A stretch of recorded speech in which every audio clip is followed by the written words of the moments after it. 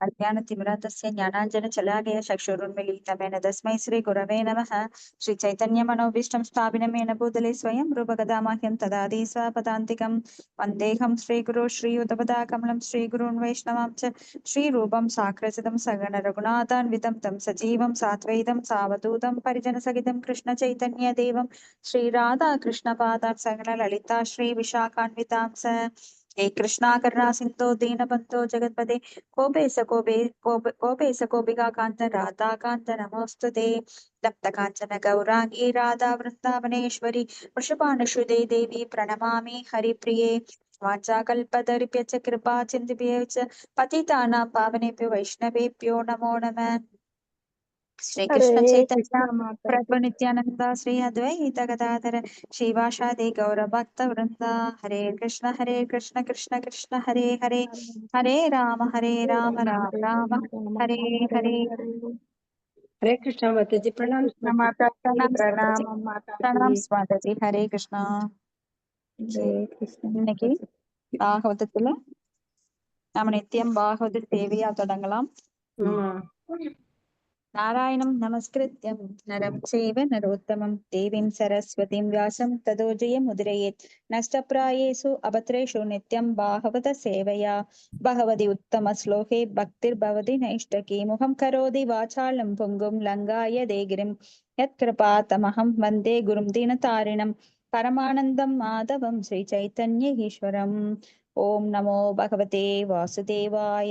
ॐ नमो भगवते वासुदेवाय। ॐ नमो ओम भगवते नमो भगवते वासुदेवाय. वासुदेवाय। ஹரே கிருஷ்ணா. இன்னைக்கு 3வது காண்டம், முதல் புத்தகம், அத்தியாயம் 14, 26வது ஸ்லோகம். கரெக்டுங்களா? கரெக்ட், சரிங்க மாதா ஜி. ஓகேங்க. திதி என்னும் நங்கை மாலையில் கருவுறுதல். இந்த ஹெட்டிங்ல தான் நம்ம இப்ப 14வது அத்தியாயத்துல படிச்சுட்டு இருக்கோம். அப்போ கஷ்யப முனிவருக்கு பல மனைவியர்.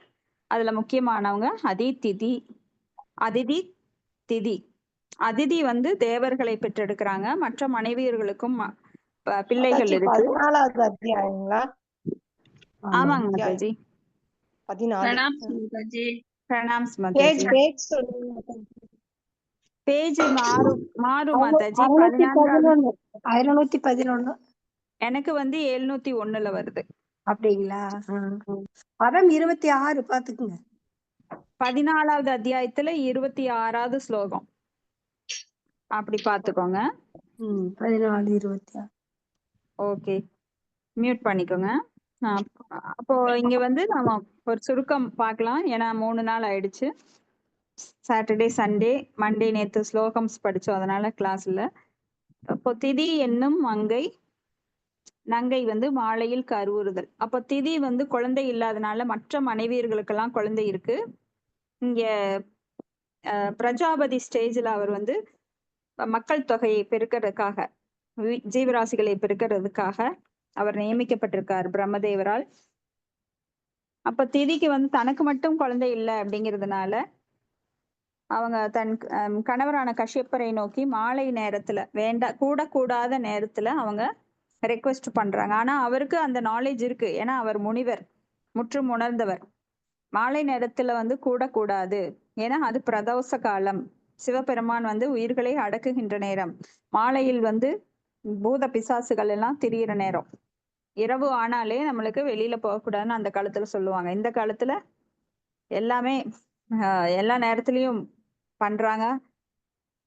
மாலையில தான் அதிகமான ரஜோகுணத்துல வேலை செய்யறதுக்கு ஓடுறாங்க, நைட் டியூட்டிக்கு ஓடுறாங்க. ஆனா அந்த காலத்துல எல்லாம் மாலை என்பது ஓய்வெடுக்கும் நேரம். ஏன்னா நம்ம உறுப்புகள் கூட பாத்தீங்கன்னா, உடல்ல இருக்கிற உறுப்புகள், கிட்னி, அந்த மாதிரி ஹார்ட், சிலதெல்லாம் அப்பதான் ஃபங்க்ஷன் பண்ண ஆரம்பிக்கும், ரெஸ்ட் எடுக்க ஆரம்பிக்கும். பகல் நேரத்துல ஃபங்க்ஷன் பண்ற சில உறுப்புகள் நைட்டு ரெஸ்ட் எடுக்கும், நைட்டு சில உறுப்புகள் வேலை செய்யும். அந்த மாதிரி நம்மளுக்கு உடம்பு வடிவமைக்கப்பட்டிருக்கு. ஆனா இந்த காலத்துல அதையெல்லாம் யாரும் பொருள்படுத்துறது கிடையாது. யார் என்ன நினைக்கிறாங்களோ அவங்களுடைய சட்டத்துக்கு ஏற்ப முட்டாள்தனமா செயல்படுறாங்க. அப்ப இங்க நாம பாக்குறது 26வது ஸ்லோகத்துல என்னன்னு பார்க்கலாம். ந யஸ்ய லோகே ஸ்வஜன பரோவா நாத்யாத்ருதோ நோத கச்சித் விகர்ஷ்ய வயம் விரதைர்யச்சரணா பவித்தாம் ஆசாஸ்மகே அஜாம் பதபுக்த போகாம். நம்புகிறேன் மாதாஜி. படிங்கம்மா. நம்புகிறேன். மொழிபெயர்ப்பு. சிவபெருமான் யாரையும் தனது உறவினராக கருதுவது இல்லை. இருந்தும் அவரோடு தொடர்பு இல்லாதவர் என்றும் ஒருவரும் இல்லை. அவர் யாரிடத்தும் விருப்பம் கொள்வதில்லை, வெறுப்பும் கொள்வதில்லை. அவருக்கு அளிக்கப்படும் நிவேதனங்களை நாம் மரியாதையுடன் வழிபடுவோம்.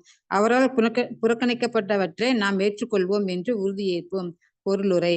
கச்சியப்பர் தன் மனைவியிடம் சிவபெருமான் அவளுக்கு மைத்துனனாக இருந்த போதிலும் கூட அவள் அவருக்கு எதிரான குற்றத்தை ஒருபோதும் செய்யக்கூடாது என்று அவளுக்கு அறிவுறுத்தினார். கச்சியப்பர் மேலும் அவளிடம் சிவபெருமான் யாரோடும் தொடர்பு கொள்வதும் இல்லை, அவருக்கு பகைவர் என்றும் எவரும் இல்லை என்றும் எச்சரித்தார். இருந்தும் பிரபஞ்ச செயல்களை கட்டுப்படுத்தும் மூவருள் அவர் ஒருவராகவும் எல்லோருக்கும் இணையானவராகவும் விளங்குகிறார். அவரது சிறப்பு ஒப்பிடற்கரியதாகும்.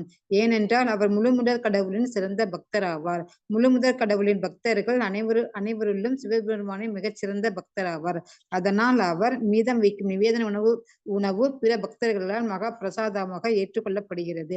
பகவான் கிருஷ்ணருக்கு அர்ப்பணிக்கப்படும் நிவேதனம் பிரசாதம் என்றும் அழைக்கப்படுகிறது. ஆனால் அதே பிரசாதம் சிவபெருமான் போன்ற சிறந்த பக்தர்களால் உண்ணப்படும் பொழுது அது மகா பிரசாதம் என்று அழைக்கப்படுகிறது. எல்லோரும் அடைவதற்கு விரும்பும் உலக செல்வங்களை சிவபெருமான் பொருட்படுத்துவதே இல்லை. சக்தி மிக்க ஜட இயற்கையின் வடிவமாக திகழும் அவர் மனைவி பார்வதி அவர் முழு கட்டுப்பாட்டின் கீழ் இருந்தும் அவர் அவளை பயன்படுத்தி தான் வசிப்பதற்கு ஒரு வீடு கூட கட்டி கொண்டதில்லை. அவர் உரையிடம் இன்றியே இருக்க விரும்புகிறார். அவரது சிறந்த மனைவியும் அவரோடு பணிவுடனும் இசையுடனும் வாழ்கிறாள். பொதுமக்கள் சிவபெருமானின் துணைவியான துர்க்கையை பொருள் வளத்திற்காக வழிபடுகின்றனர். ஆனால் சிவபெருமானோ பொருள் ஆசை சிறிதும் இன்றி அவளை தன் பணியில் ஈடுபடுத்துகிறார். அவர் தன் மனைவியிடம் எல்லா வழிபாடுகளிலும் விஷ்ணு வழிபாடே மிக விருந்ததென்றும் அதைவிட சிறந்தது அவருடைய பக்தனையும் விஷ்ணுவுடன் தொடர்புடைய எதனையும் வழிபடுவதாகும் என்று அறிவுறுத்துகிறார். ஹரே கிருஷ்ண மாதாஜி. ஹரே கிருஷ்ண மாதாஜி. இந்த ஸ்லோகம் ஏற்கனவே பார்த்துட்டோம். இருந்தாலும் அதான் இன்னொரு முறை கூட நம்ம பார்த்துக்கலாம். சிவபெருமான் ஆசுதோஸ் அப்படின்னா மிகவும் சந்தோஷமாக இருக்கும்போது அவர் பக்தர்களுக்கு நிறைய பௌதிக வரங்களை அள்ளி வீசுறார். அதே போல அவர் கோபப்படும் போது நெற்றிக்கண்ணை திறந்து மன்மதையினும் எரிக்கின்றார். அப்போ கோபமும் படுவார், பிரபஞ்ச அழிவையும் ஏற்படுத்துவார். சந்தோஷமா இருக்கும்போது பக்தர்களுக்கு நல்ல வரங்களையும் தருகிறார். அப்ப அசுரர்கள் எல்லாம் பார்த்தோம் அப்படின்னா சிவபெருமானை நோக்கி அவங்க நிறைய வரம் வாங்கறதுக்காக பௌதிகமான வரங்களை வாங்கறதுக்கு யாரெல்லாம் முயற்சி பண்றாங்களோ அவங்க எல்லாம் அக்னிக்கு இடையில நின்று இல்ல குளிர்ந்த நீருக்குள்ள இருந்து அவங்க தவம் பண்ணுவாங்க. ஒற்றை கால்ல தவம் பண்ணுவாங்க, தலைகீழ தவம் பண்ணுவாங்க. இந்த மாதிரிதான் ராவணன் எல்லாம் கூட சிவபெருமானோட பக்தர்கள். அந்த மாதிரி அசுரத்தனம் உள்ளவர்கள் பௌதிக வரத்திற்காக சிவபெருமானை வழிபடுவார்கள். இப்ப சிவபெருமான் எப்படிப்பட்டவர்னா அவர் ஆசுதோஸ். அதே போல அவர் வைஷ்ணவானாம் யதா சம்போ, வைஷ்ணவர்களில் மிக மிக உயர்ந்த பக்தர். அப்ப வைஷ்ணவர்கள் முதன்மையான வைஷ்ணவர். அப்ப அவருக்கு எந்த தேவைகளுமே கிடையாது. ஈவன் பார்வதி தேவிய கூட நம்ம பார்த்தோம் இல்லைங்களா, ராவணன் கைலாயத்துக்கு போய் ஆத்மலிங்கம் வாங்கறதுக்காக அவங்க அம்மா அனுப்பியிருப்பா. ஆனா அவன் ஆத்மலிங்கத்தை வாங்கறதுக்கு பதுவா பகவான்கிட்ட சிவபெருமான்கிட்ட வாங்கறதுக்கு பதுவா பார்வதி தேவி பார்த்து பார்வதி தேவி மேல இச்சை கொண்டு பார்வதி தேவி வேணும்னு கேட்பான். அப்ப சிவபெருமான் பார்வதி தேவியை கொடுத்துருவாரு, எடுத்துக்கோ கொண்டு போ அப்படின்னு. அப்ப பார்வதி தேவி பின்னாடியே போவாங்க. அப்ப நீ யார பார்த்து மயங்குறியோ அது வரைக்கும் நான் பின்னாடி வருவேன், ஆனா நீ யாராவது பார்த்து மயங்காம போனேன்னா நான் உன் பின்னாடி வருவேன். யாராவது பார்த்து மயங்கினேன்னா நான் அப்பவே திரும்பி போயிடுவேன் அப்படின்னு. அப்ப மண்டோதரிய பாக்குறான். மண்டோதரிய பார்த்து அவன் அழகுல மயங்கும் போது பார்வதி தேவி எஸ்கேப் ஆகி போயிடுவாங்க. இந்த மாதிரி சிவபெருமானுக்கு எந்த தேவையுமே கிடையாது. அவ எப்போதுமே பகவானுடைய சிந்தனையில தவம் புரிவதில் ஈடுபட்டிருப்பார். அப்ப சிவபெருமான் 11 ருத்ரர்கள்ல ஒரு அம்சம். அப்ப சிவபெருமான்லயே நிறைய சிவன் இருக்காங்க. அதுல நாம பார்த்தோம் அப்படின்னா சதாசிவம், இந்த மாதிரி நிறைய சிவன் இருக்காங்க. இப்ப நாம பார்க்க போறது இந்த பூலோகத்தில் இருக்கிற சிவம். அப்போ வைகுண்டத்தில் இருக்கிற சிவன் வேற, இங்க இருக்கிற சிவன் வேற. அப்போ இங்க இருக்கிற சிவனுடைய மனைவி துர்கா தேவி அவங்கதான் இந்த ஜட இயற்கையை எல்லாம் பாத்துக்கிறாங்க. அவங்கதான் துர்க்கை வந்து பல பெயர்களால் வழிபடப்படுறாங்க. அப்போ ஒரு வீடு கூட பகவான் தனக்காக கட்டிக்கிறது இல்லை. ஏன்னா அவர் எப்பவுமே பகவானோட சிந்தனையில எப்பவும் தவத்துல ஈடுபட்டிருக்கார். அப்ப சிவபெருமான் வந்து நம்மள மாதிரி முக்குணங்களுக்கு உட்பட்டவர் கிடையாது. அவர் சுத்த சத்துவ நிலையில, வசுதேவ சத்துவம் அந்த நிலையில இருக்கார். இப்ப சிவபெருமான் யாருன்னு கேட்டா பகவான் விஷ்ணுவே இந்த பிரபஞ்சத்தை படைப்பதற்காக ஜடரூபமாக ஒரு ரூபத்தை எடுத்து சிவனாக அவர் வந்து இந்த உலகை படைத்து காத்து அழித்து அருள்பாலிக்கிறார். இப்ப எப்படி ஒரு பாலானது தயிராக மாற்றப்படும், ஆனா தயிர் வந்து திருப்பி பாலா மாறாது. அது போல விஷ்ணு படைந்து இந்த பௌதிக உலகை காப்பதற்காக சிவனாக அவர் தன்னை உருவாக்கிக்கிறார். அப்ப சிவனுக்கும் கிருஷ்ணருக்கும் பெரும் வேறுபாடு கிடையாது. நம்ம வந்து இப்போ கிருஷ்ணா அப்படின்னா 100% அவருடைய சக்திகள் அடங்கியிருக்கு. அதே விஷ்ணுவா வரும்போது 97 சம்திங் வரும். அப்போ சிவனாக வரும்போது அவருக்கு 88 அந்த மாதிரி பர்சன்டேஜ் குறையும். அப்ப பிரம்மாவா இருக்கும்போது 78% இல்ல 74% அந்த மாதிரி குறைஞ்சிட்டே வரும். அப்போ முழுமையானவர் யாருன்னு கேட்டா பரமபுருஷ பகவானான ஸ்ரீ கிருஷ்ணர் தான். அவர் தான் சுப்ரீம் பர்சனாலிட்டி ஆஃப் த காடெட். அப்போ சிவபெருமான் குறைந்தவர் கிடையாது. அப்ப சிவபெருமானை வழிபடுபவர்கள் ரஜோகுணத்தில் இருக்கிறவங்க சிவபெருமானை வழிபடுவாங்க அதிகமா. சத்துவ குணத்துல இருக்கிறவங்க விஷ்ணுவை வழிபடுவாங்க. தமோ குணத்துல இருக்கிறவங்க இன்னும் பூதகணங்களை எல்லாம் வழிபடுவாங்க. அடுத்தது ஸ்லோகம் 27. ஏன்னா சிவபெருமானுக்கு யாருமே எதிரிகள் கிடையாது. மாதாஜி தமோ குணத்துல சிவனைத்தானே போட்டிருக்காங்க படத்துல. தமோ குணத்தின் அதிபதி சிவபெருமான். 3 பேரு படம் ஓகேங்களா? ரஜோகுணத்துல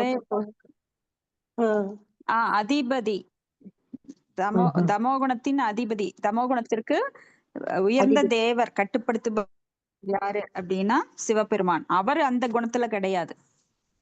ஓகேங்களா? இப்ப ரஜோகுணத்தை எடுத்துக்கிட்டு எப்படி பிரம்மா படைக்கிறாரோ, ஆனா அவர் ரஜோகுணத்துல படைக்கிறார் அப்படின்னா அவர் அந்த குணத்துக்குள்ள இல்ல. ஓகேங்களா? அவர் தூய பக்தர். ரஜோகுணத்தின் அதிபதி பிரம்மதேவர். அப்படி உயர்ந்த தேவர்கள் அவங்க. அடுத்தது பதம் 27.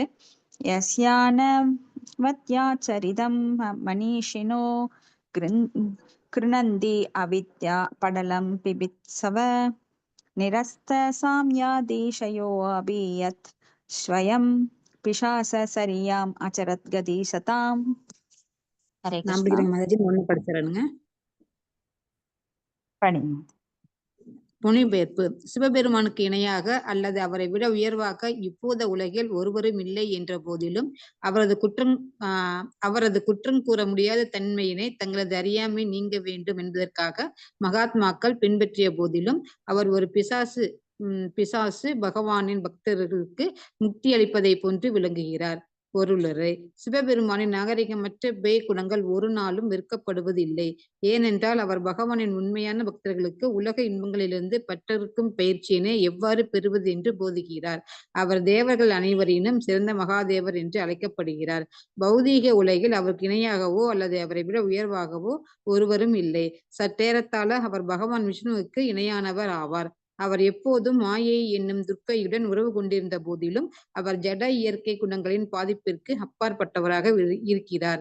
மேலும் அவர் தமோ குணம் என்னும் பேய்த்தன்மைக்கு பொறுப்பாளராக இருந்த போதிலும் தொடர்பினால் அவர் பாதிக்கப்படுவதே இல்லை. ஹரே கிருஷ்ணா மாதாஜி. ஹரே கிருஷ்ணா மாதாஜி.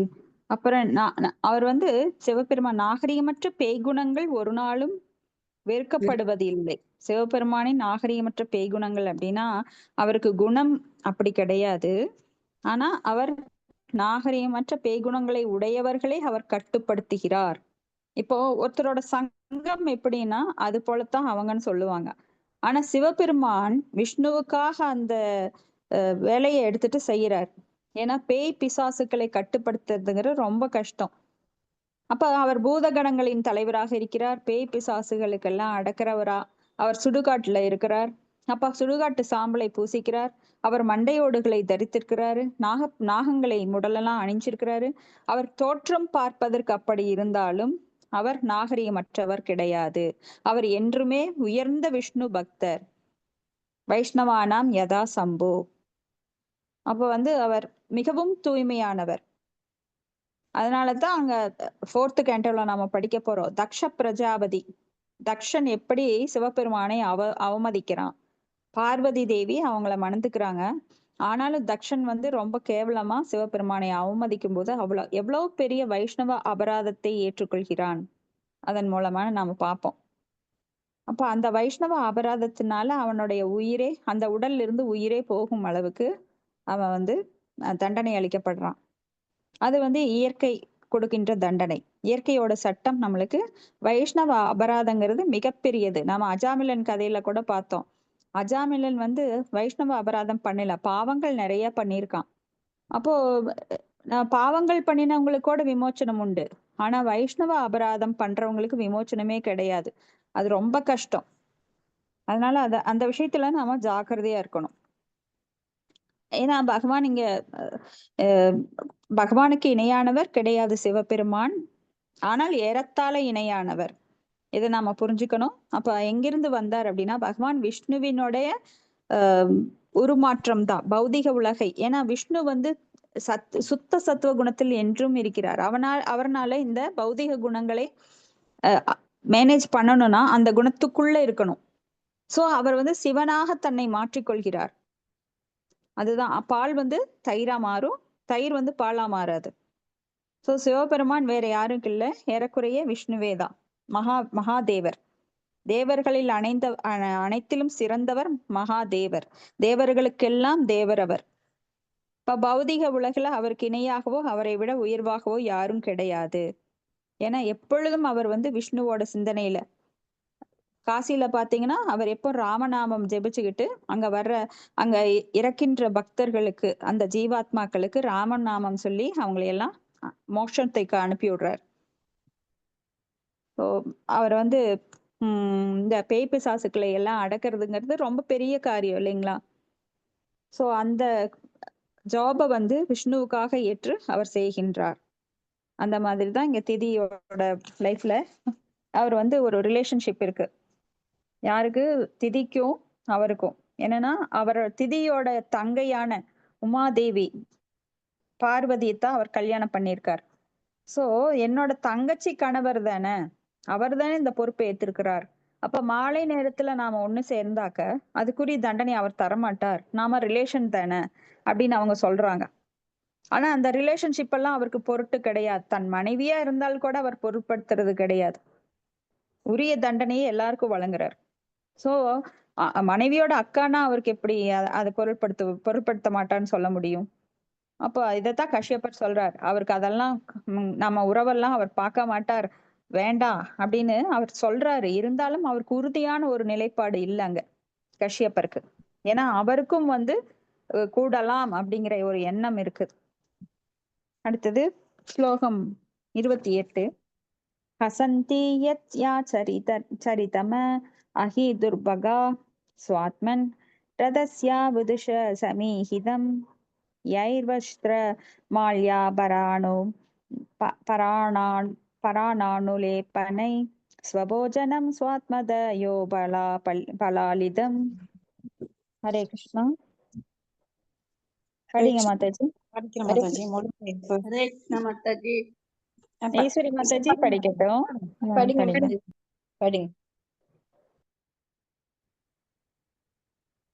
ஹரே கிருஷ்ணா. ஹரே கிருஷ்ணா. சாந்தி மாதாஜி படிங்க.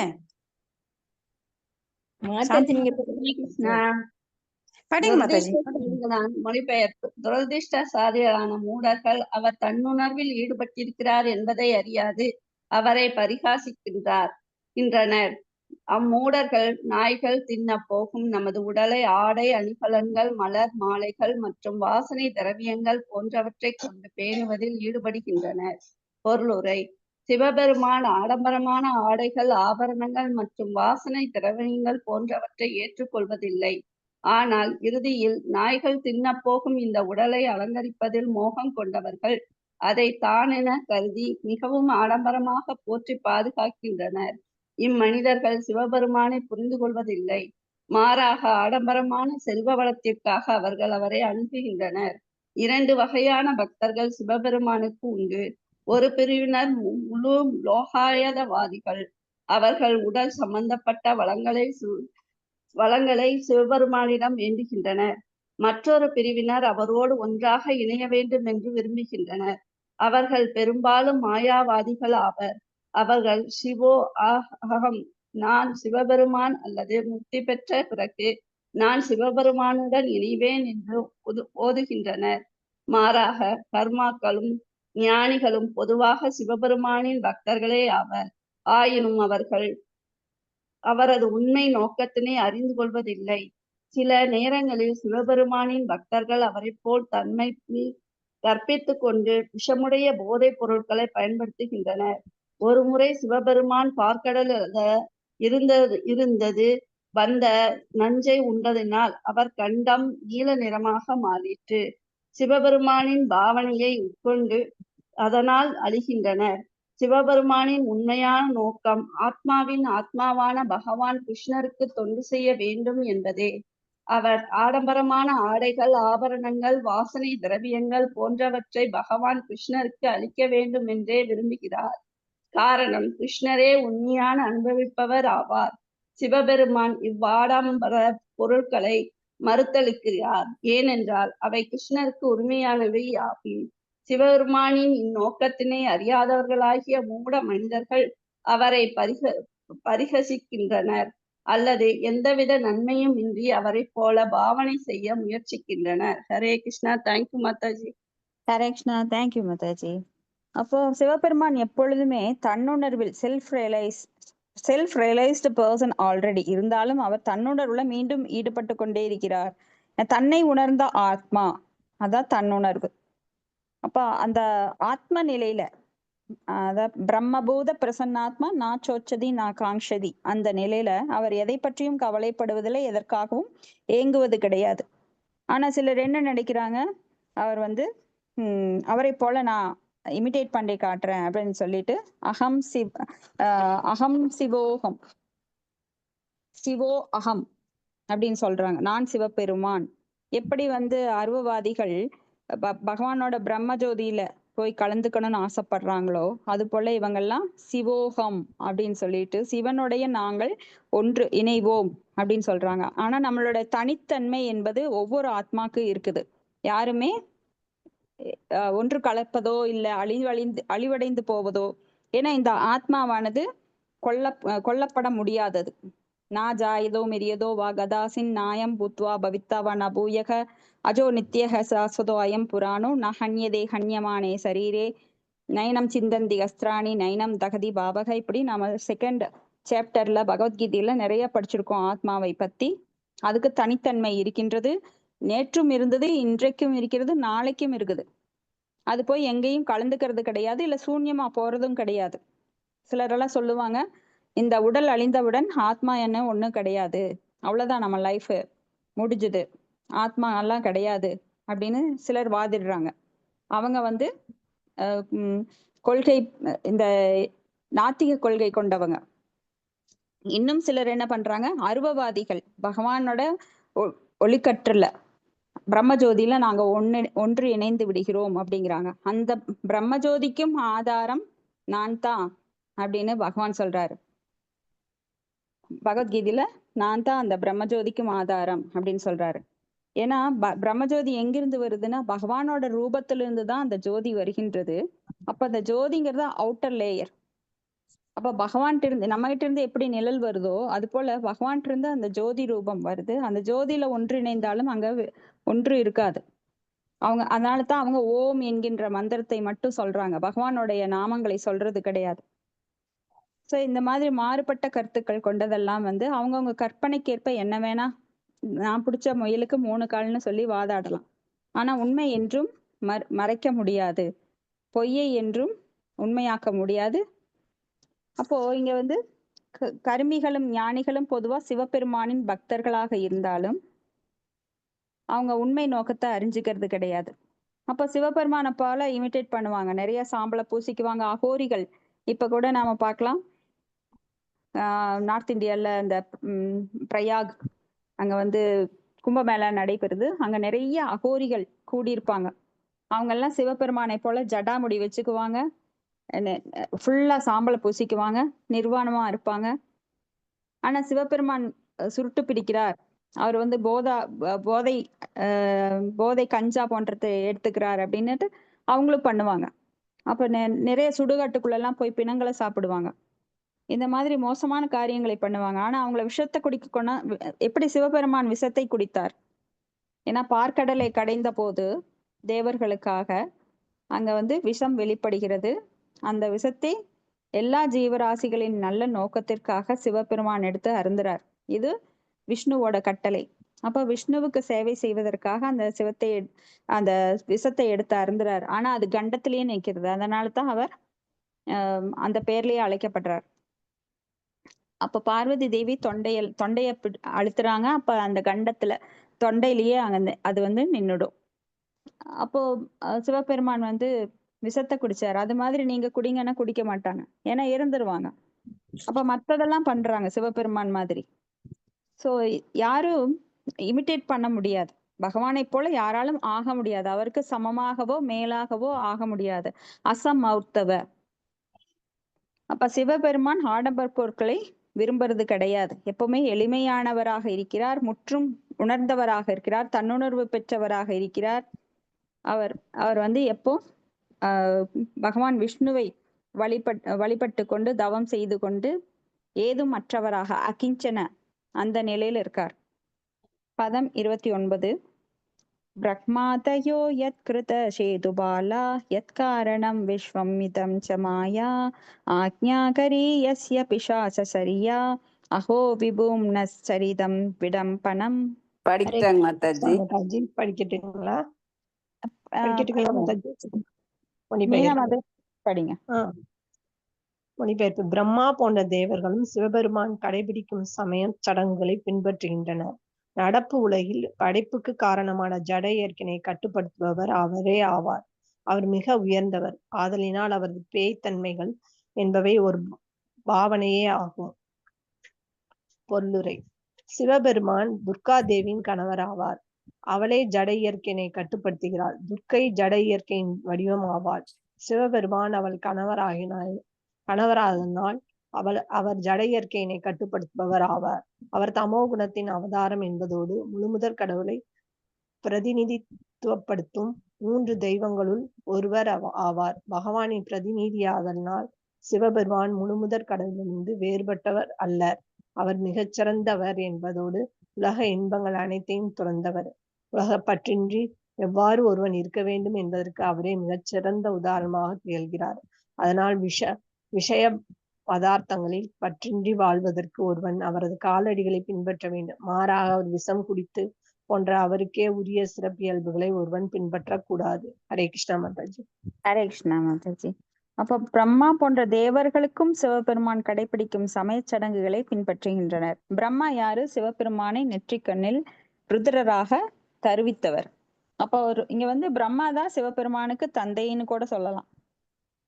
ஆனா பிரம்மாவை விட மிக உயர்ந்த ஸ்டேஜ்ல சிவபெருமான் இருக்கிறார் அப்படின்னா, இப்ப பிரம்மாவோட நாசித்துவாரத்திலிருந்து வராகர் வந்தார் அப்படின்னு நாம பாக்குறோம். அப்போ அவரோட நாசித்துவாரத்திலிருந்து ஒரு சின்ன டிராப்பா, ஒரு சின்ன எறும்பு சைஸ்ல, கட்டை விரல் நுனி சைஸ்ல பிறந்து அப்போ வானத்தை தொடும் அளவுக்கு வராகர் வளர்கின்றார் அப்படின்னு வராக புராணத்துல நாம இப்ப பார்த்தோம்.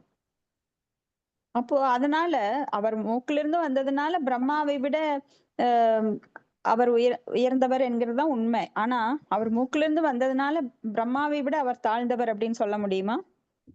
இப்ப யசோதை அன்னை வந்து சாதாரண ஜீவராசி தான். அப்ப யசோதையிட்ட இருந்து தேவகிட்ட இருந்து பகவான் வருகிறார் அப்படின்னா அவங்கள விட குறைந்தவர்னு அர்த்தம் கிடையாது. அப்ப பகவான் வந்து பக்தர்கள் வேண்டுதலை ஏற்று அவர்களை தாய் தந்தையாக வரித்துக் கொள்கிறார். அதனால இங்க வந்து பிரம்மாவோட நெற்றிக்கண்ல இருந்து புருவ மத்தியில இருந்து சிவபெருமான் தோன்றியதுனால பிரம்மாக்கு கீழானவர் கிடையாது. சிவபெருமான் பிரம்மாவிட உயர்ந்தவர். அப்ப இங்க ஜட இயற்கையினை கட்டுப்படுத்துறதுக்கு சிவபெருமான் நியமிக்கப்பட்டிருக்கிறார். அவர் மிக உயர்ந்தவர். அதனால் அவர் பேய்த்தன்மைகள்ங்கிறது ஒரு பாவனை. எப்படி ஒரு தாய் வந்து கோவப்படுவா குழந்தை மேல, ஆனா உள்ளூர் கோபம் இருக்காது. ஆனா கோபம் இருக்கிற மாதிரி அந்த ஃபேஸ்ல ஒரு நடிப்பு இருக்கும். அப்பதான் அந்த குழந்தையை பயப்படுத்த முடியும், தப்பு செய்யறத அடக்க முடியும். அது போல சிவபெருமான் இந்த பிரபஞ்சங்களை அழிக்கும் போது அவர்தான் ருத்ரராக செயல்படுகிறார். ருத்ர தாண்டவம் ஆடுவார். அதன் மூலமா இந்த பிரபஞ்சங்கள் எல்லாம் 7 14 லோகம் அப்படியே முழுசா அழிவடையும் போது அவர்தான் அந்த வேலையை பார்த்துக்கிறார். அப்ப அவர்னால எந்த குணத்துல இருக்கணும்? தமோ குணத்துல இருந்தா தான் அதை செய்ய முடியும். சத்துவ குணத்துல இருந்தா, இப்ப சத்துவ குணத்துல இருக்கிறவங்க மிகவும் இரக்க சுபாவம் கொண்டவர்கள். அப்ப இந்த உயிர்வாளிகள் எல்லாம் யாரு? பகவானோட அங்கத்துணுக்கு, பார்ட் அண்ட் பார்சல். இதை அழிக்க முடியுமா? சிவபெருமான் ஐயோ பாவம், இவங்கெல்லாம் அழிஞ்சிருவாங்க, இவங்களுக்கெல்லாம் ரத்தம் வரும், இவங்களுக்கெல்லாம் வலிக்கும் அப்படின்னு கவலைப்பட்டாருன்னா இந்த பிரபஞ்சத்தை அவரால் அழிக்க முடியாது. ஆனால் பகவானால் கொடுக்கப்பட்ட ஒரு உயர்ந்த பதவி என்னன்னா, நீ இந்த ஜட பிரபஞ்சத்தை, இயற்கையை கட்டுப்படுத்தணும் அப்படிங்கிறது. அப்ப அவர் வந்து அந்த குணத்தை ஏற்று அப்படி செயல்படுகிறார். ஆனா அந்த குணத்திற்கு உட்பட்டவர் கிடையாது. அதை நாம டிஃபரன்ஷியேட் பண்ணி பார்க்க தெரிஞ்சுக்கணும். அப்ப சிவபெருமான் வந்து துர்கா தேவியின் கணவர். அப்ப துர்கா தேவி யாரு? அவங்களும் இயற்கை, இந்த ஜட இயற்கையை கட்டுப்படுத்துறவங்க. அவங்க வந்து பல பெயர்களால் அழைக்கப்படுறாங்க. துர்கா தேவி, பார்வதி, உமா தேவி, இன்னும் பல பெயர்கள் நாம பார்க்கலாம் இன்னைக்கு. சுந்தராம்பிகை, இன்னும் பல பல பெயர்கள்ல வழிபட்டுட்டு வர்றாங்க துர்கா தேவிய. அவங்க மாயா தேவி. மாயா தேவினா இந்த ஜட இயற்கையை கட்டுப்படுத்துறவங்க. இந்த ஜெயிலுக்கு ஜெயிலர் மாதிரி. இந்த ஜெயில் அப்படிங்கிறது இந்த ஜட இயற்கை. இந்த ஜட இயற்கையில் உள்ள பிரபஞ்சங்கள் அனைத்தும் வந்து ஒரு ஜெயில் மாதிரி. அந்த ஜெயிலை கட்டுப்படுத்துறதுக்கு ஒரு ஜெயிலர் வேணும் இல்லைங்களா? அவங்க யாரு? மாயாதேவி. இப்ப மாயாதேவி தான் இந்த உலகை கட்டுப்படுத்துறாங்க. அப்ப நம்மளுக்கு தண்டனை கொடுக்கறதும் அவங்கதான். அப்போ சில சமயம் நம்மளுக்கு கொடுக்கற மாதிரி தெரியும், கொடுக்கற மாதிரி கொடுத்து மறுபடியும் புடுங்கிக்குவாங்க. ஏன்னா நாமெல்லாம் திருப்பி பகவானை திரும்பி பார்க்கணும் அப்படின்னா, ஏன்னா கொடுத்துட்டே இருந்தாக்க நம்ம பகவானை திரும்பி பார்க்க மாட்டோம். உங்களோட சொந்த இருப்பிடத்துக்கு நீங்க போகலையான்னு சொல்லி அப்புறம் அடிக்க ஆரம்பிச்சிருவாங்க ஒரு சமயத்துல. ஏன்னா நாமெல்லாம் இங்க சொக்கி போய் உக்காந்துருக்கோம், மயங்கி உட்கார்ந்துருக்கோம் கற்பனையில. இந்த உலகம்தான் நம்மளுக்கு நிம்மதி, இந்த உலகத்துல இன்பங்கள் இருக்கு, அதை தேடிட்டு இங்கேயே உட்காந்துக்கலாம், நான் கேட்டதெல்லாம் கிடைக்குது அப்படின்னா யாரும் இங்கிருந்து போக மாட்டாங்க. கேட்டதெல்லாம் கிடைச்சிருச்சுன்னா யாரும் திரும்பி பார்க்கறதே கிடையாது கடவுளை. அதனால மாயாதேவி நம்மளுக்கு அடி கொடுக்குறாங்க. அப்படிப்பட்டவங்க தான் துர்கா தேவி. அப்போ பகவானின் பிரதிநிதி வந்து சிவபெருமான். சோ 2 பேருமே பகவானுக்கு சேவை செய்யறாங்க. அப்போ உலக பற்றுங்கிறது அவருக்கு கொஞ்சம் கூட கிடையாது. ஏன்னா சிவபெருமானை பார்த்தாலே தெரியும், அவர் ஆடைகள் இன்றி அவர் எப்பொழுதுமே நாகத்தை தான் ஆடையா உடுத்திருப்பார், இல்ல புலித்தோலை உடுத்திருப்பார், இல்ல உடல் ஃபுல்லா சாம்பலை பூசி இருப்பார். அவர் அணிகலன்கள் எல்லாம் அணிஞ்சுக்கிறது கிடையாது. அப்ப ரொம்ப சிம்பிளா இருப்பார் சிவபெருமான். என்ன எப்போ மண்டை ஓடுகளை கொண்ட மாலையை போட்டிருப்பார், சுடுகாட்டுல சாம்பலை பூசிப்பார். இப்படி அவர் வந்து எப்பவும் சிம்பிளா இருப்பார். அதனால அவர் விஷம் குடித்தாருன்னு சொல்லி அவரை வந்து பின்பற்றக்கூடாது, அந்த பாவனையை யாரும் ஏற்றுக்கொள்ள கூடாது. ஏன்னா சிவபெருமான் வந்து சுத்த சத்துவ நிலையில இருக்கார். அவர் வந்து தமோ குணத்திலேயோ இல்ல சத்துவ குணத்திலேயோ ரஜோ குணத்திலேயோ கிடையாது, அதற்கும் மேல சுத்த சத்துவ நிலையில இருக்கார். பதம் 30. மைத்ரேய உவாச்ச சைவம் சம்விதிதே பத்ரா மன்மதோன்மதி தேந்திரியாக ஜக்ராஷ வாசோ பிரம்மசுர் விஷலீவ கதத்ரபா. படிக்கிறேங்க மாதாஜி. மொழிபெயர்ப்பு. மைத்ரேயர் கூறினார், திதி இவ்வாறு தன் கணவனால் அறிவுறுத்தப்பட்டும் அவள் பாலுறவு கொள்வதற்கு மன்மதனால் தூண்டப்பட்டாள்.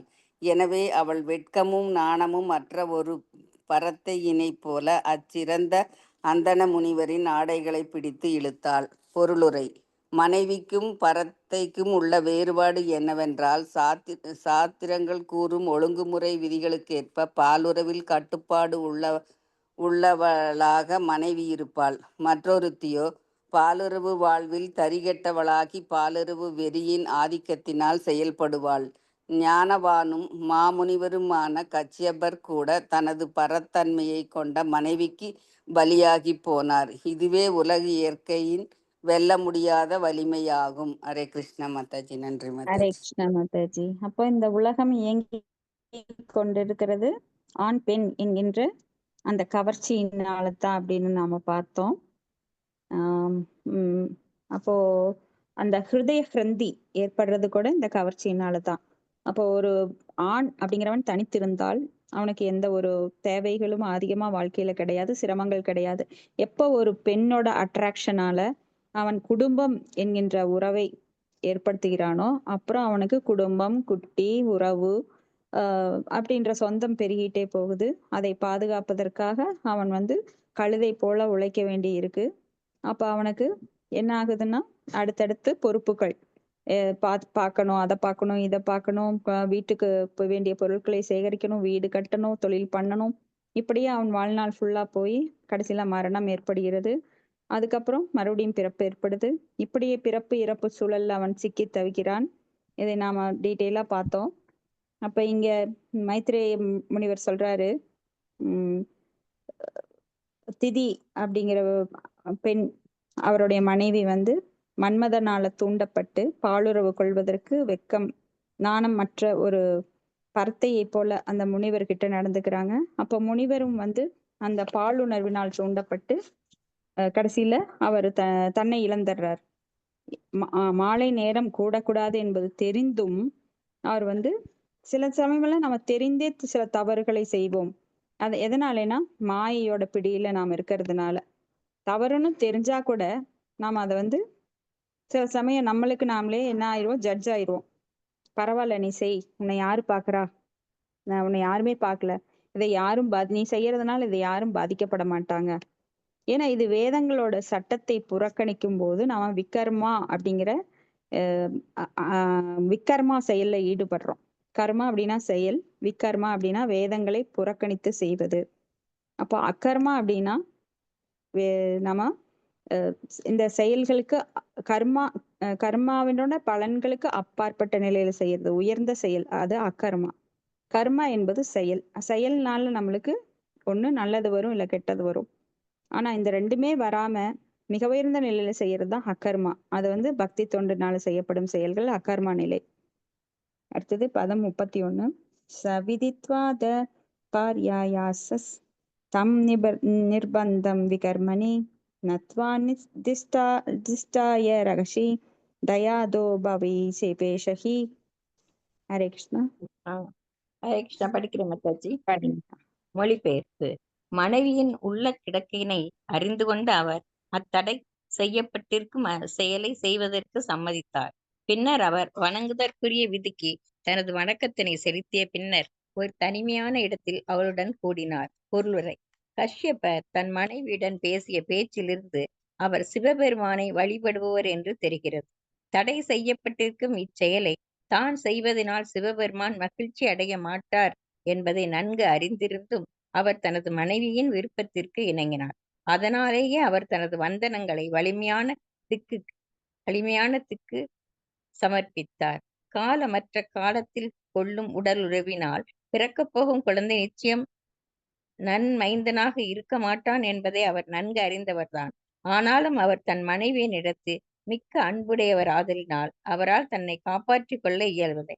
இது போன்ற ஒரு சம்பவத்தில் தாகூர் ஹரிதாஸ் ஒரு தெரு பரத்தையினால் இரவில் தூண்ட பெற்றும் அவர் அம்மயக்கத்திற்கு பலியாகவில்லை. காரணம் கிருஷ்ண உணர்வு நிலையில் அவர் பெற்ற நிறைவே ஆகும்.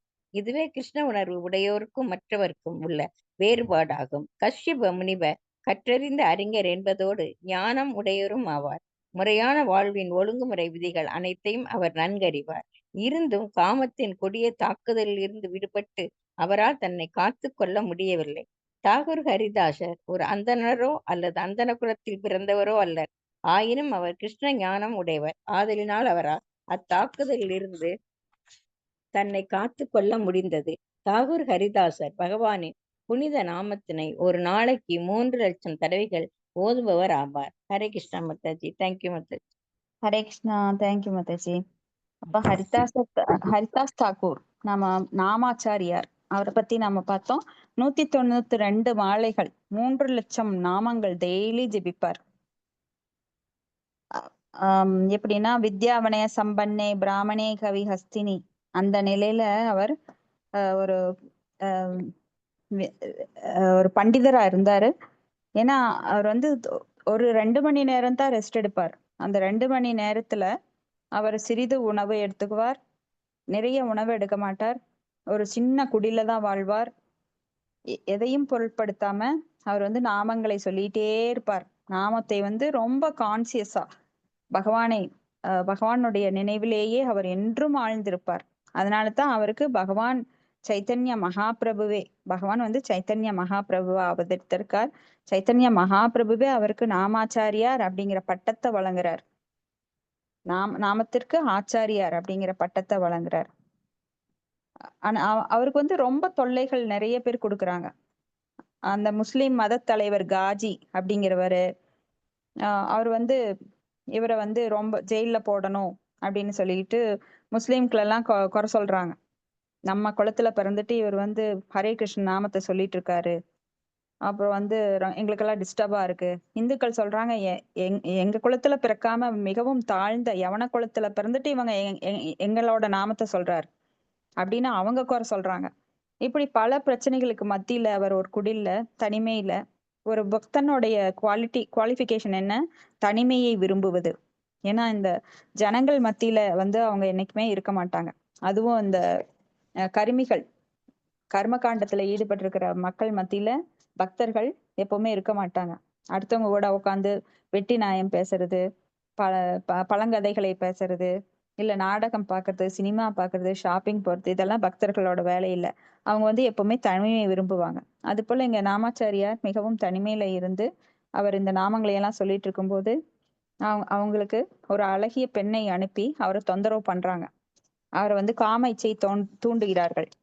ஆனா அவர் வந்து நாமத்தை ரொம்ப அழகா சொல்லிட்டு இருக்கிறதுனால, அவர் வந்து நாமத்திலேயே லயித்து இருக்கிறதுனால, பகவானுடைய சிந்தனையிலேயே லயித்து இருக்கிறதுனால யாரால இந்த மாயையை வெல்ல முடியும் அப்படிங்கறதுக்கு அவர் ஒரு சிறந்த எடுத்துக்காட்டு.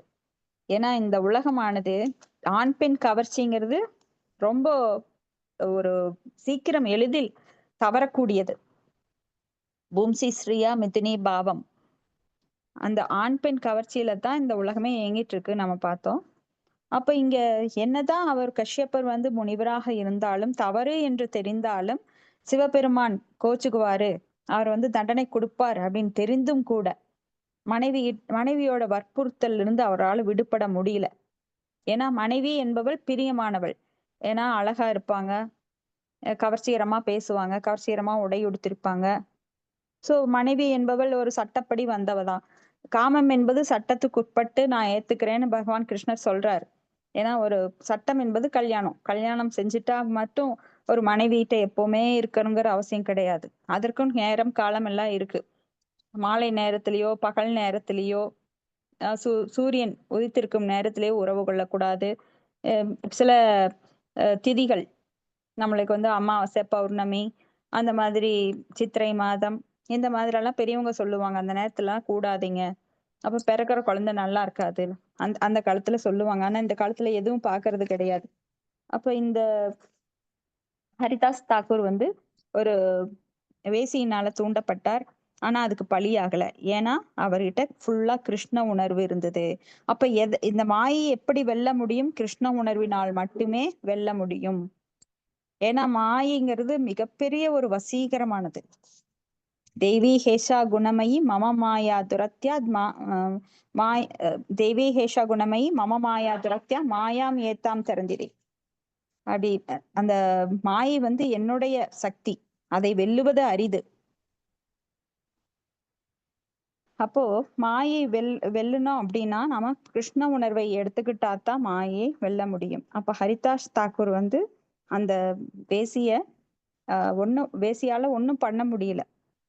வேசி வந்து ரொம்ப அழகா இருந்தா அவள் ரொம்ப கவர்ச்சிகரமா நடனமெல்லாம் ஆடி பார்த்தா. ஆனா ஹரிதாஸ் தாக்கூர் அதற்கு மயங்கல. ஏன்னா அவர் வந்து கிருஷ்ணருடைய கிருஷ்ண உணர்வுல இருந்ததுனால அவர் வந்து அதை வென்று விட்டார். இங்கே கஷ்யப்ப முனிவர் முழுமையாக கிருஷ்ண உணர்வில் இல்லை. ஏன்னா அவர் முனிவராக இருந்தாலும் கூட அவர் வந்து வேற ஸ்டேஜ்ல இருக்கார். சோ கிருஷ்ண பக்தியில அவர் முழுமையா இல்லைங்கிறத இங்க நாம புரிஞ்சுக்க முடியுது. அப்ப அவருக்கு தவறுதல் எதனால வருது? கிருஷ்ண பக்தியில இல்லாததுனால.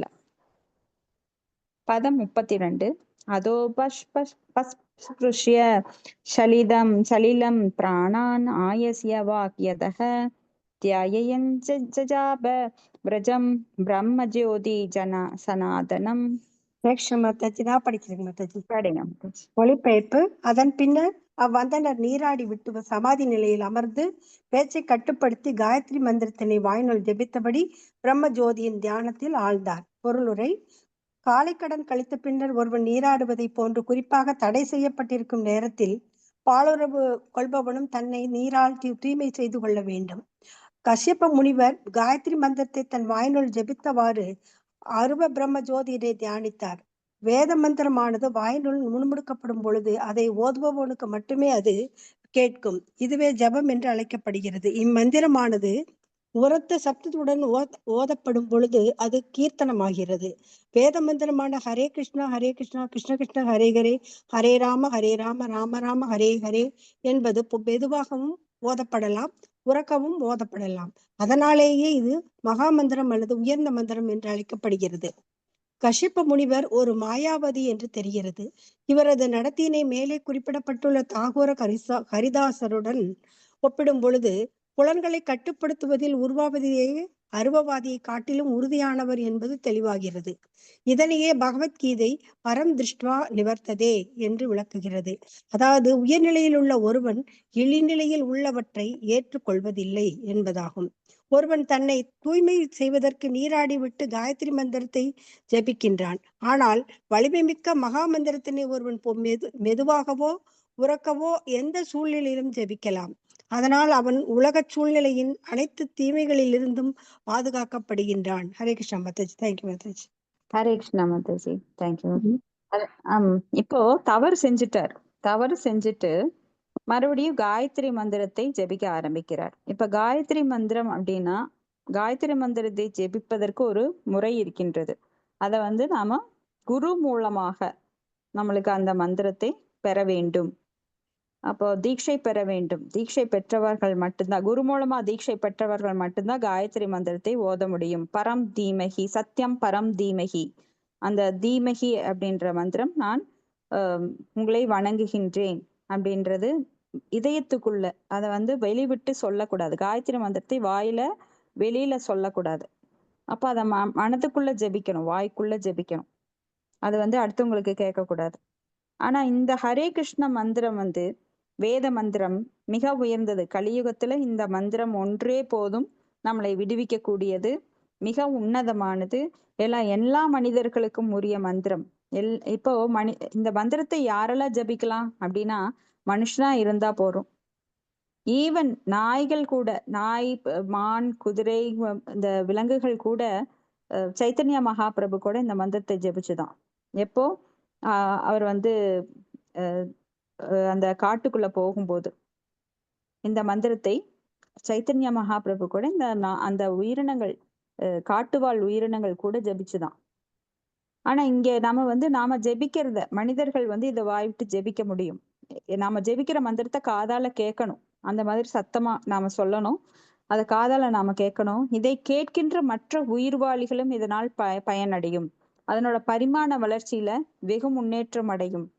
ஆனா இதுக்கு வந்து எந்த ஒரு கட்டுப்பாடு கிடையாது. தத்தார்ப்பத நேம ஸ்மரணேனா கால, எந்த காலத்திலும் இதை ஜபிக்கலாம். அப்ப ஹரே கிருஷ்ண மந்திரம் என்பது மெதுவாகவும் ஓதப்படலாம், உறக்கமாகவும் ஓதப்படலாம். அதனாலேயே இது மகா மந்திரம் அல்லது உயர்ந்த மந்திரம் என்று அழைக்கப்படுகிறது. ஏன்னா இந்த மந்திரத்தை தவிர நம்மளுக்கு வேற வழி கிடையாது. இன்னைக்கு இந்த ஒரு மந்திரத்தை வந்து அள்ளி வீசிட்டு போயிருக்காரு. மிக உயர்ந்த ஒரு ரகசியத்தை, மிக உயர்ந்த ஒரு அபூர்வமான பொருளை நாம எப்படி ரோட்ல அள்ளி வீசுவோமா? நாமெல்லாம் ஒரு வைரம் உங்க வீட்டுல இருக்குன்னு வைங்க, ஒரு பாக்ஸ் நிறைய, அதை எடுத்து அப்படியே ரோட்ல அள்ளி வீசிடுவீங்களா? ஆனா இந்த மிக உயர்ந்த ஒன்றை நம்மளுக்கு ஸ்ரீ சைத்தன்ய மகாபிரபு எல்லா பக்கமும் பாத யாத்திரையாக போய் தென்னிந்தியால பாத யாத்திரை வந்து இந்த மகா மந்திரத்தை எல்லாருக்கும் அள்ளி வீசிட்டு போயிட்டார். இப்ப வைரத்தை வந்து நாம சாதாரணமா எல்லாருக்கும் கொடுத்தோம் அப்படின்னா எல்லாருமே சந்தேகப்படுவாங்க. கண்டிப்பா இது வைரமா இருக்காது, கண்ணாடி கல்லா இருக்கும், இவன் என்னை ஏமாத்துறான் அப்படின்னு நாம அதை சோதிச்சு பார்ப்போம். அது போல நாம என்ன பண்றோம், நாம்னா மகாரி பகூதா நிஜ சர்வ சக்தி தத்தார்பத நேமத ஸ்மரணே நான் கால ஏதாத்ருசி தவக்ரப பகவன் மமாம்பி துர்தைவம் ஈத்ருசம் இசாஜனி நானுராக. துர்தைவம் ஈத்ருசம், நம்மளோட துரதிர்ஷ்டம் என்ன, இந்த நாமம் கிடைச்சு கூட அதனோட வலிமை தெரியாம அதை நாம ஜெபிக்காம நிறைய நேரங்களை நாம வேஸ்ட் பண்ணிட்டு இருக்கோம். மிக உயர்ந்த மந்திரம், இந்த மந்திரத்துலதான் சர்வ சக்தியும் அடக்கம், சர்வ சக்தியும் இதுக்குள்ள இருக்குன்னு சொல்றார் பகவான் கிருஷ்ணர். இத வந்து சைத்தன்ய மகாபிரபுவாக நமக்கு அள்ளி வீசிட்டு போயிருக்காரு. ஆனா என்னோட துரதிர்ஷ்டம், அதனோட மகிமை தெரிந்தும் நான் அதை பயன்படுத்தாமல் இருக்கின்றேன். 16 மாலைகள் சொல்லணுமா, காலையிலேயே ஒரு இயந்திரத்தனமா சொல்லிட்டு அவ்வளவுதான், அந்த பேகை போய் ஆணியில தொங்க விட்டோம்னா அடுத்த நாள் தான் எடுப்போம். 16 மாலை முடிச்சுட்டேன், அப்புறம் வந்து வேற செயல்கள், ஜட செயல்களில் ஈடுபட்டுறோம். அப்படி கிடையாது. மனம் வந்து எப்பொழுதும் ஹரிதாஸ் தாக்கூர் மாதிரி எப்பொழுதும் பகவானுடைய இந்த நாமத்துல அப்படியே ஊறி இருக்கணும். எப்பவுமே மகாமந்திரத்தை சொல்லிட்டே இருக்கணும். அப்பதான் நம்ம மலை போன்ற பாவங்கள் எல்லாம் பஞ்சு மூட்டை எரிவது போல ஒரே குச்சியில எரியும். இந்த மந்திரம் ஒன்றே போதும், ஒரே குச்சி போதும். மந்திரங்கிற இந்த ஒரே குச்சியின் மூலமா நமது மூட்டை மூட்டையான பாவங்களை, ஏன்னா பகவான் இப்ப வந்து நம்மளுக்கு இந்த ஜென்மத்துல இவ்வளவுலாம் சமக்க மாட்டேன், என் குழந்தை தாங்காது, அதனால ஒரு அரிசி மூட்டையில சாம்பிள் எடுக்கிற மாதிரி ஒரு சின்னதா எடுத்து போட்டிருக்கு. நம்மளுக்கு இவ்வளவுதான் பாவத்தை நம்ம கழிக்கணும்னு, அதையே நாம தாங்க முடியாம நாக்கு வெளியில தள்ளுது இல்லைங்களா? ரொம்ப கஷ்டப்படுறோம். ஆனா நம்ம பாவ முட்டைகள் இன்னும் இருக்கு. அப்போ அதெல்லாம் எரிக்கணும் அப்படின்னா இந்த மகாமந்திரத்தை நாம மிகவும் கவனமாக அபராதமற்ற நிலையில மீண்டும் மீண்டும் எப்பொழுதும் நாம் வந்து ஜபித்து கொண்டே இருக்கணும். தொடர்ந்து அகை துகி அப்பிரத்திகையா ஆத்மா சுப்ரசீததி, அதுதான் நம்மள ஆத்மாவுக்கு ஆனந்தம் அளிக்க கூடியது. அப்போ இங்க வரலாம், நாம கஷ்யப்ப முனிவர் வந்து ஒரு மாயாவாதி அப்படின்னு சொல்றாங்க. ஏன்னா அவர் வந்து அருவவாதியா இருந்திருக்கார். சோ அருவவாதி அப்படிங்கிறவருக்கு பகவானுடைய பக்தி தொண்டுல ஈடுபடுற வாய்ப்பு அதிகமா கிடைக்கிறது கிடையாது. பக்திங்கிறது இருக்கு, அருவவாதிக்கும் இருக்கு, ஆனா முழுமையா இல்லை. ஏன்னா பகவான் கிருஷ்ணருடைய உருவத்தை வழிபடாத மறுத்தளிப்பவர்கள் அவங்க வந்து மாயாவாதி, கிருஷ்ணபராதி. சோ கிருஷ்ணருக்கு அபராதம் பண்றாங்க. அந்த அபராதத்தினாலேயே அவங்களுக்கு வந்து ஒரு மேன்மையான நிலை கிடைக்கிறது இல்லை. அப்போ காயத்ரி மந்திரத்தை சொல்லி தனது தவறை சரி பண்ணிக்கலான்னு அவர் ஜபிக்க ஆரம்பிக்கிறார். அடுத்தது பதம் 33 நாளைக்கு பார்க்கலாம். இதுல ஏதாவது உங்களுக்கு சந்தேகம் இருந்தா டிஸ்கஸ் பண்ணலாம். ஹரே கிருஷ்ணா.